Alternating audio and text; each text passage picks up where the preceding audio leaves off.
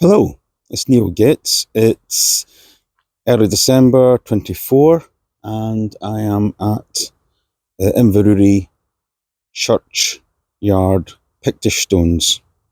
So these are 4 stones that are beautifully protected in this glass cabinet. I mean, if it was up to me, this is what all stones should be protected with. But these are lovely. I think what we're looking at now, there's going to be a lot of people on the looking at these going, there are far more expert Pictish people than I am. So I'm just basically kind of paraphrasing or repeating what's on the kind of little panel there. But it looks like these are kind of identified as 6th or 7th century class 1 Pictish stones. Just kind of, I think that is the carving is into the stone rather than removing most of the stone and leaving a relief, if I'm thinking that's correct. And they were salvaged from the old kirk that had been demolished. I think maybe maybe about 18th century or some 1850 or something like that maybe. But yeah, let's have a quick closer look. What we'll do is we'll have a wee look at these, and then we'll have a quick look at the bass and the little bass, which is, I think, the earliest Scottish castle sites. So just a quick look at these then. I mean, I think the glass is pretty dirty, but I think you're maybe getting a good sort of visual. I'll end with a quick look at the panel, just so you can get a kind of idea about what is going on as far as the symbols are concerned. Anybody that's keen on Pictish stones would be able to kind of pick out, I think, kind of serpent tail there.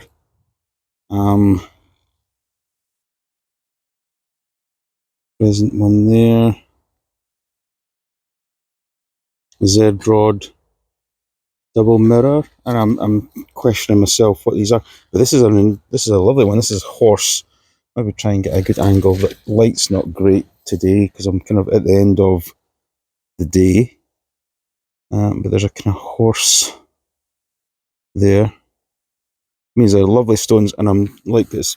They're really well protected. There is well being in here and being a museum, to be honest, because it's nice and accessible. So yeah, so I think that's kind of what we're kind of looking at is kind of like,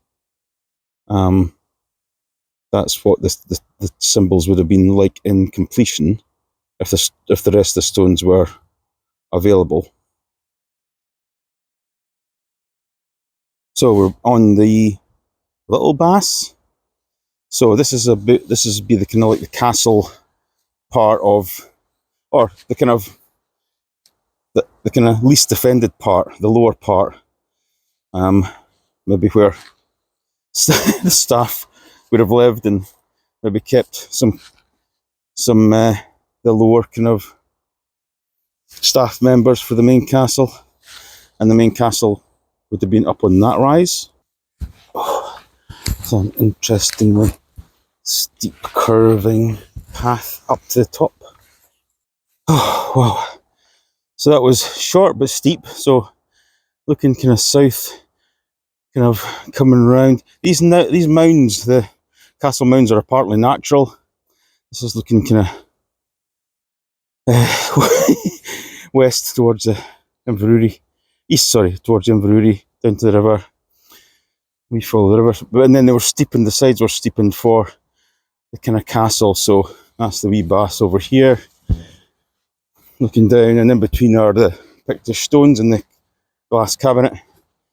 I mean, not a huge footprint for a castle, but I suppose, I think it was maybe 2 or 3 stories, maybe even 4. So it would have been quite imposing, and you'd have probably have taken the outer edges of the building right to the edge of the mound here. So yeah, probably a good size castle, considering it was almost 800 years ago that it was here. It's quite a feat, really. I think that we forget the kind of ingenuity of our ancestors as far back as that. It would have been a formidable castle, even though it was relatively maybe kind of small by kind of what we would consider castles these days, but pretty impenetrable. So yeah, Pictish stones, worth a visit. Definitely worth a visit if you're anywhere near Inverurie. And this little mound is quite a nice little thing to visit as well. Perhaps on a nicer day in the summer with a picnic. It's worth the climb.